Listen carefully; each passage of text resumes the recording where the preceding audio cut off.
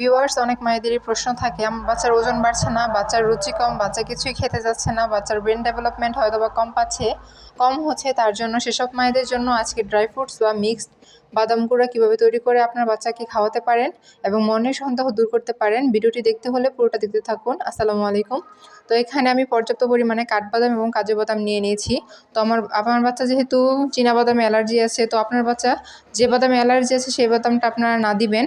তো দেখতে পারেন কোন কোন বাদামে অ্যালার্জি আছে। তো আমি পরিমাণ মতো বাদাম নিয়ে এখানে ভালোভাবে পরিষ্কার করে নিয়েছি। আপনারা চাইলে ধুয়ে রোদে শুকিয়ে নিতে পারেন। তো আমি এখানে রোদ্রে বা শুকিয়ে দিই, আমি তয়লা বা টিস্যু দিয়ে ভালোভাবে মুছে নেবেন আপনারা। তো আমি টিস্যু দিয়ে ভালোভাবে পরিষ্কার করে নিয়েছি। এরপরে একটা প্যানের মধ্যে আমি পরিমাণে কম দিয়েছি, কারণ আমার বাচ্চা যেহেতু তেমন খাচ্ছে না, মানে পছন্দ করবে কি না তার জন্য আমি মিক্সড বাদাম গুঁড়োটা তৈরি করছি এবং অল্প করেই তৈরি করছি, কিন্তু এখানে অল্প দেখলেও বেশ ভালোই কিন্তু পরিমাণে হবে। তো দেখতেই পাচ্ছেন আস্তে আস্তে করে আপনারা ভেজে নেবেন লো হিটে। তো দেখতেই পাচ্ছেন কীরকম হয়েছে। এরকম কালচে কালচে যখন হবে তখন কিন্তু আপনারা বন্ধ করে দিবেন।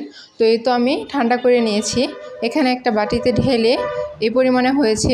তো এরপর এখানে আমি ব্লেন্ডার করে নেব। তো বাদামে কিন্তু শুধুমাত্র ওজনই বাড়ায় না, ব্রেন ডেভেলপমেন্ট বৃদ্ধি করে, বাচ্চাদের রোগ প্রতিরোধ ক্ষমতা বাড়ায়, বাচ্চাদের হাড়ের গঠন বৃদ্ধি করে, বাচ্চাদের কিন্তু বেশ পুষ্টিকর একটা ড্রাই ফ্রুটস বাদাম গুঁড়ো।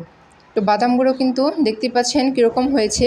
তো ব্লেন্ডার করে নিয়েছি, এরকম ঝরঝরা হয়েছে, কোনো কিন্তু পানি পানি ভাব বা তেলতে চিটচিটে হয়নি। দেখতে পাচ্ছেন কীরকম হয়েছে, খুব সুন্দর স্মুথই হয়েছে।